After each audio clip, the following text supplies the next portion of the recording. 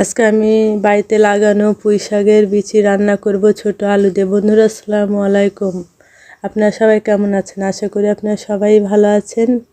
শীতকালে নতুন তরকারি কার না ভালো লাগে। আজকে আমি পুঁইয়ের বিচি রান্না করব নতুন ছোট আলু দিয়ে।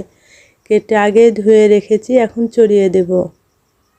তরকারিটা চড়িয়ে দিয়েছি, আমি এখন কষিয়ে নেব। কষানো হয়ে গেলে আমি পানি দিয়ে দেব আর একটা টমেটো কেটে দিয়ে দেব। তরকারির কালারটা দেখুন অনেক সুন্দর হয়েছে, মাশাআল্লাহ।